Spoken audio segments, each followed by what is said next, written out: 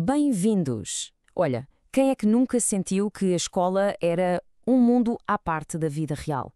Pois, hoje vamos ver como uma ferramenta tão simples como uma história pessoal pode, na verdade, transformar por completo uma sala de aula. Esta pergunta, o que é que a escola tem a ver comigo? Provavelmente já passou pela cabeça de muitos de nós. É aquela sensação de que aquilo que se aprende ali, entre as quatro paredes da sala, parece uma coisa distante, quase sem importância para o nosso dia-a-dia. E essa sensação de desconexão, bem, não é só uma impressão, é um desafio muito real que os educadores enfrentam todos os dias e que a investigação académica tem vindo a analisar com muita atenção.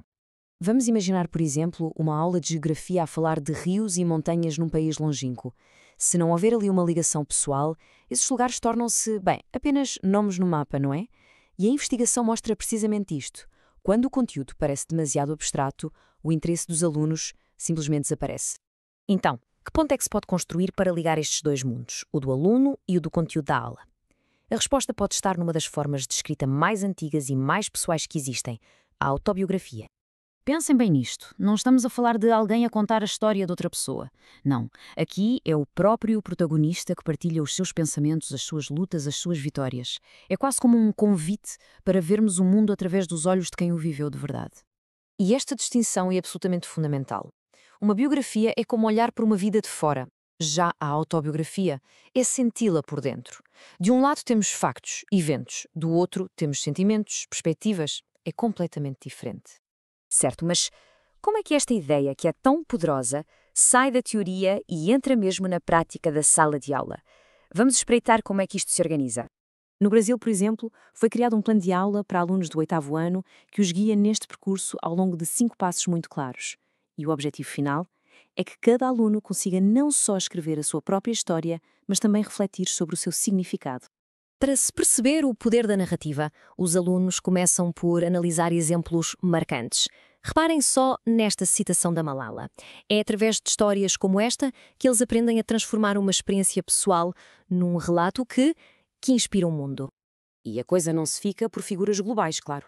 Ao lerem sobre personalidades do seu próprio país, como o ator brasileiro Lázaro Ramos, a ligação torna-se ainda mais forte. São histórias que partilham a mesma cultura, o mesmo contexto, e isso torna-as muito mais próximas, mais palpáveis. E depois da inspiração, claro, vem a introspeção. O terceiro passo, este que vemos aqui, é talvez o mais importante de todos.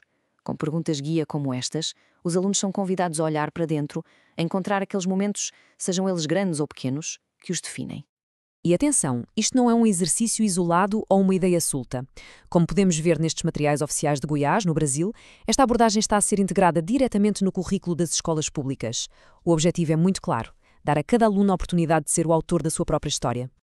Mas qual é o verdadeiro impacto disto tudo? O que é que muda na prática dentro da sala de aula quando cada aluno se torna um contador de histórias? Os resultados são mesmo visíveis. Um estudo feito numa turma de geografia no Brasil observou uma transformação incrível.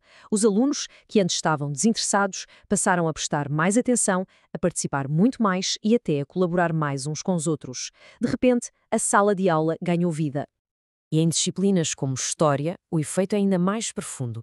A ideia é, literalmente, como diz aqui, dar um rosto à história. De repente, os grandes eventos históricos deixam de ser só datas e factos abstratos para se tornarem um conjunto de experiências humanas reais. Isto cultiva algo que é absolutamente essencial: a empatia.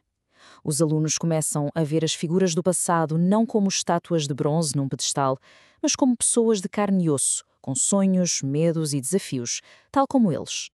E este desenvolvimento da empatia leva-nos ao impacto mais profundo de todos, que é o crescimento pessoal. Porque, no fundo, contar a nossa própria história muda a forma como nos vemos a nós próprios. Como diz esta citação, o aluno torna-se protagonista e, ao mesmo tempo, crítico da sua própria história. Ou seja, ganha o poder não só de viver a sua vida, mas também de a analisar, de compreender as suas escolhas e o que o moldou até aqui. É um exercício de autoconhecimento fortíssimo. Ao escrever, os alunos não só descobrem quem são, como também começam a perceber como é que a sua pequena história se encaixa numa história muito maior, a da sua comunidade, do seu tempo.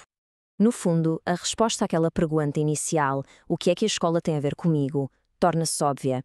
A escola tem tudo a ver conosco quando a nossa própria vida se torna parte daquilo que aprendemos. Ao validarmos a história de cada aluno, estamos a transformar a educação numa experiência verdadeiramente humana.